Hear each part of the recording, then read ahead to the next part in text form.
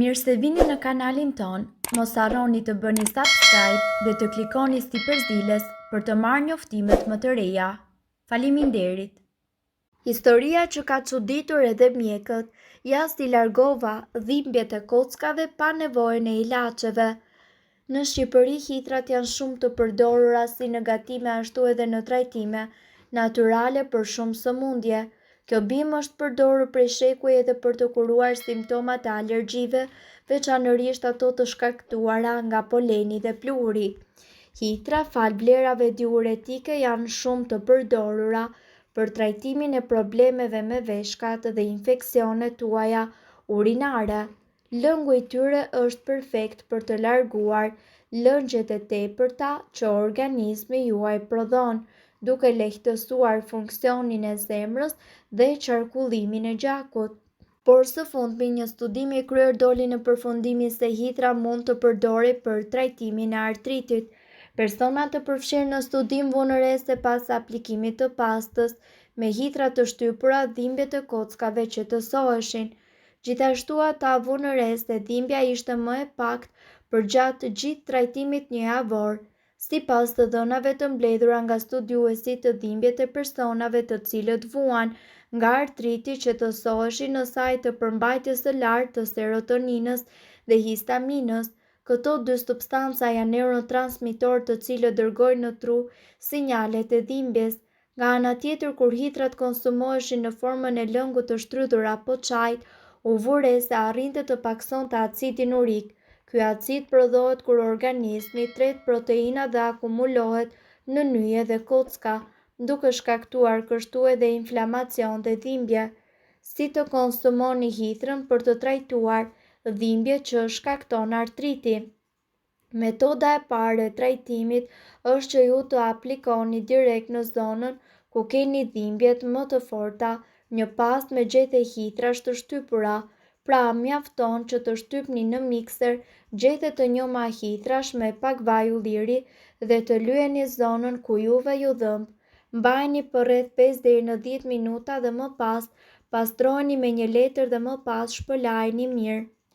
Nëse nuk e duroni dot djegjen karakteristike të hitrave apo shikoni që lëkura juaj reagon keq ndaj trajtimit, mundet që të provoni metodat e tjera. Mjafton që të pini një lugë gjelle me lëng hitre të njom 3 herë në ditë për 15 ditë dhe kështu ju do të shikoni ndryshimet tuaja, të cilat kanë aftësi qetësuese të dhimbjeve të shkaktuara nga artriti. Gjithashtu ju mund të përdorni edhe çajin e përgatitur prej hitrave.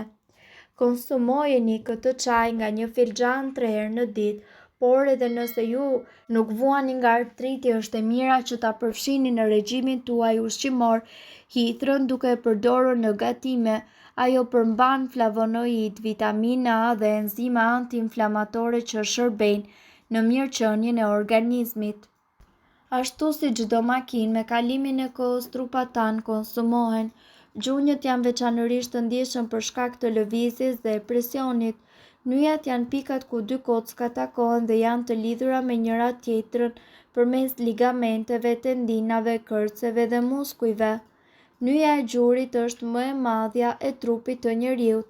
Trajton një sasi të madhe të stresit pasi mundëson lëvizjen e trupit duke mbështetur pjesën e sipërme të trupit. Me kalimin e kohës, kërci në fund të eshtrave që formojnë gjithashtu bashkimin mund të përkeqësohet. Për më tepër, ka qese me lëngje në kupën e gjurit që mundësojnë lubrifikimin e nyjeve. Këto qese mund të jenë të acaruara dhe nëse lëndohen çojnë në bursit. Ka shumë shkaqe potenciale për dhimbjen e nyjes së gjurit. Një gjendje kronike e cila ndodh kur kërci midis eshtrave është thyer, artriti reumatoid, një sëmundje autoimune e cila po ashtu ndikon në nyjet tuaja duke shkaktuar ëndje. Inflamacioni i qeskave fluide para ose prapa gjurit, sëmundje imunologjike, lëndimet ose lëvizjet e tepërta, inflamacioni i tendinave, një formë e artritit në të cilën grumbullohet uji. Për fat të mirë, për gjunjët tona ka mjete natyrale për të ulur inflamacionin dhe për të lehtësuar dhimbjen. Kjo recetë përmban përbërës me veti antiinflamatore dhe njëkohësisht analgjezik efektiv, prandaj le t'i hedhim një sy përbërësve.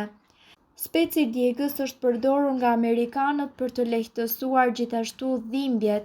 Kapsaicina është një substancë kimike e pranishme në përqendrime të ndryshme tek specit, të cilat lehtësojnë dhimbjen përmes një shumëllojshmërie mekanizmash.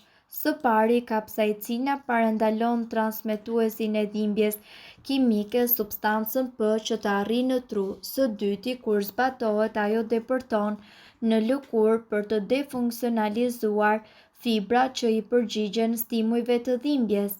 Nëpërmjet lëkurës, kapsaicina parandalon fibrat tuaja nervore që të ndjejnë dhe të transmetojnë dhimbje. Dhe sigurisht së fundmi, kapsaicina parandalon gjithashtu përhapjen e dhimbjes në zona të tjera të trupit. Gjithashtu, një studim i një përqendrimi prej 8% kapsaicin të aplikuar për menaxhimin e këtyre dhimbjeve gjeti se aplikimi për vetëm 1 orë ishte tërësisht efektiv në reduktimin e dhimbjes deri në 12 javë. Kapsaicina është gjithashtu tepër efektive për sëmundjet inflamatore të lëkurës të tilla si psoriasis dhe ekzema. Speci djegës shërben për lehtësimin e inflamacionit.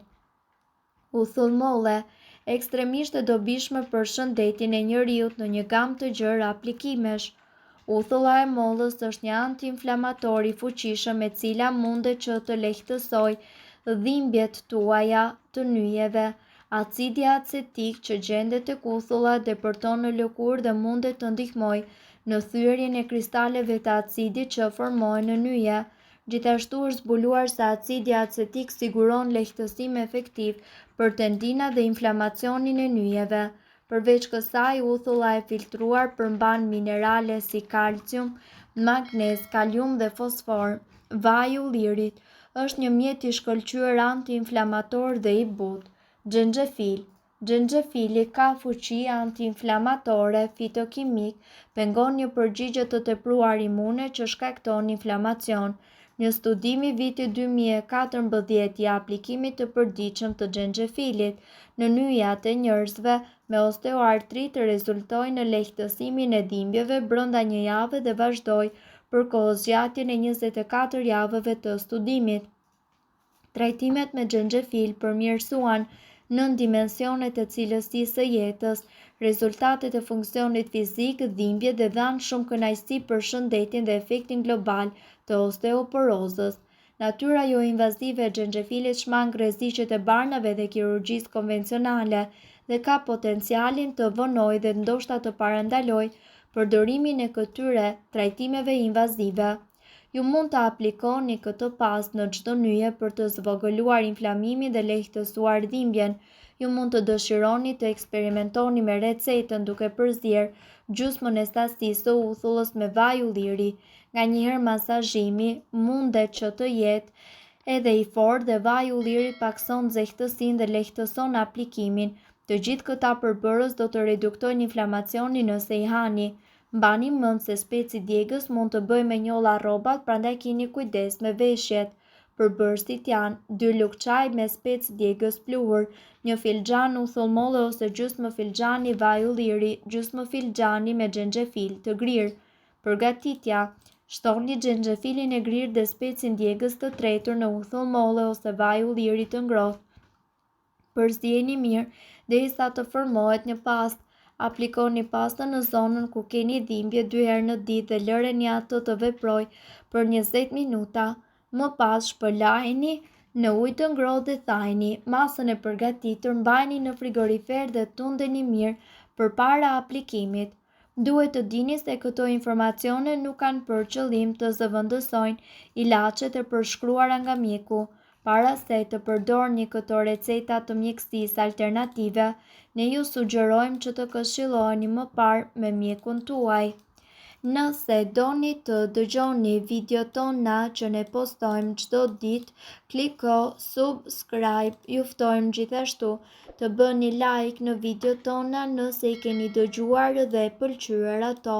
Faleminderit që e pat videon ton. Shpërndajeni këtë video në profilin tuaj në mënyrë që të informohen edhe shokët tuaj. Faleminderit.